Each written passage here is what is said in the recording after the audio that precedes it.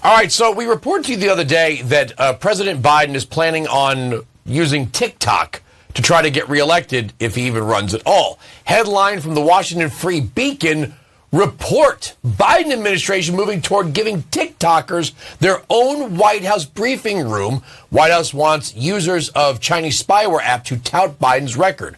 Quote, the Biden administration is moving toward creating a press briefing room just for social media influencers, particularly users of the Chinese spyware app TikTok, Axios reported Sunday. President Joe Biden's not yet official bid for re-election will lean on hundreds of social media influencers who will tout Biden's record, leading the administration to consider setting aside a dedicated White House briefing space for influencers to meet in person or by remote, separate from the White House briefing room. The administration particularly wants to court influencers on platforms favored by younger voters, such as Instagram and TikTok, Axios wrote. TikTok, a social media app that shares user data with the Chinese Communist Party affiliated parent company and has spied on American citizens, has long had a cozy relationship with the Biden administration. Before last year's midterm election, the Democratic National Committee paid for TikTokers to visit Washington, D.C. and meet with the president. The Washington Free Beacon reported just last month the White House used an app owned by TikTok's parent company to make an Instagram video reel, a post released on the same day that TikTok's CEO faced withering bipartisan criticism on Capitol Hill. The spyware app recently bought a direct line to the White House, hiring Democratic public relations juggernaut SKDK for communications support. The Free Beacon reported SKDK founding partner Anita Dunn is one of Biden's top aides, and SKDK executives met with the administration officials as recently as last month. While Biden woos TikTokers, many of his fellow Democrats have joined Republicans in endorsing the Chinese app. House Energy and Commerce Committee ranking member Frank Pallone, Democrat, New Jersey, for example, said last month that he mostly agrees with the committee chairwoman Kathy McMorris Rogers, Republican Washington, who supports banning the app. TikTok's communist-based China ownership is popularity is okay. Well, I've read enough of this. My first guest is a member of the RNC Youth Advisory Council, C.J. Pearson. Thank you so much for coming on the program. Thanks for having me, Andrew. Good to see you. Look, I know both parties want to reach out to younger voters, but what I see on TikTok and what I see with what Biden is doing is there's not discussions of policy or which party is going to elevate your freedom and lower taxes or secure the border. It's like TikTok is just shaky videos of stupid stuff, just making fun of Republicans. Now, maybe that'll work, but I thought young voters wanted to be engaged and be intellectual and speak on the issues. Who's doing that on TikTok? Well, yeah, I think that's a fair point that you raised there. But I also, and I do agree, I think young people do want to be engaged, which is why it's so interesting to see the Democrats playing catch up with what the RNC and our side and conservatives are already doing. Through my work with the RNC Advisory Council with the chairwoman, we've already talked about ways to engage young people, to meet them where they are, not just with random little shenanigans, but also real policy, a real agenda. That's what young people are hungry for. But the fact of the matter is the left has nothing to tout to young people. What do you tout? Inflation, high gas prices? Those are the things that get young people excited. Real policies with real ideas, with real meat on the bones is what earns young people's support. And they don't have any of that. Look, I'm an old fuddy-duddy, okay? But I was there when MTV started Choose or Lose. And look, I will say, looking back, that Bill Clinton agreed to a forum with Choose or Lose, and George H.W. Bush basically sat in the back of a train trolley car, old-timey choo-choo train, in a windbreaker sipping tea with Tabitha Soren in these high-back chairs. And I'm not going to say it worked out very well, but at least it didn't. It wasn't.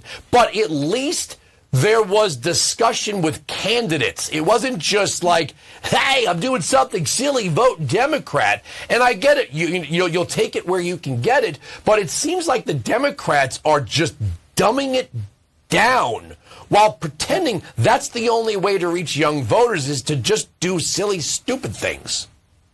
And I'll say, as a 20-year-old young conservative, it's offensive. It's offensive that they think that they can win my vote, win my support, win my backing just by playing games, by making little dancing videos. We want real access. We want real answers. And that's something of which that the chairwoman at the RNC has been very, very adamant about. What you'll see, as these debates begin to pick up during the primary is that we're going to be inviting influencers from the conservative movement to come, who have audiences wherever they may be, to show behind the scenes of how these things are happening and how these things are working. That's what young people crave. Do not belittle us with these, these just absolute, exactly what you're describing. Degeneracy, I think, is the word, to be quite frank.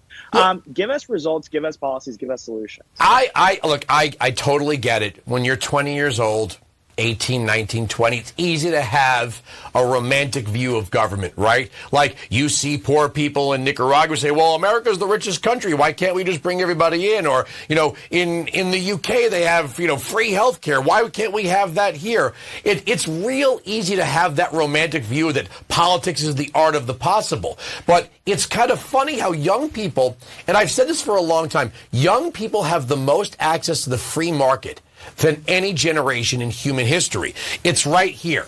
It's right here on this thing. This Apple device I hold in my hand holds a universe of commerce. And young people are being told with all of this, they should give up on this notion of the free market. They should let the government control ever more aspects of their life. And the only freedom they need is to change their sex or have an abortion. Yeah. Yeah, we're being asked to reject everything that we've always known our entire lives. Reject capitalism. Okay, so let me reject the iPhone that I have attached to my hand every single day, reject Starbucks and everything that capitalism brings to us. No, it's absolutely absurd. The only thing that the left has to talk about when it comes to young people is apparently, as you said, the right to change our gender, mutilate our genitals, and it's nonsense. That's not what young people are talking about. That's not what's keeping us up at night. It's jobs, it's inflation, and it's about ensuring that we actually have an America to inherit when we're old enough to lead it. All right, so with 1 minute to go, you tell me what Republicans can do to combat this. Like, how do we make how do they make themselves cool, man, on social media?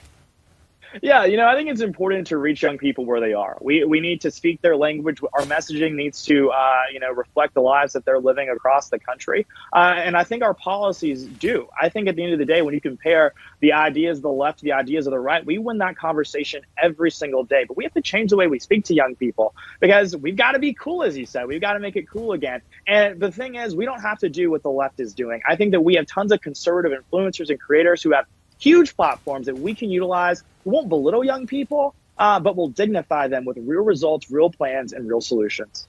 Look, it's one of those things you can warn young people about the future, right? But it's something they can't see. So, time provides wisdom, and it's something that many young voters don't have. They have these very pie in the sky, breathless romantic views of government that by the time they're in their late 20s and taxpayers, they realize, maybe I should have voted Republican.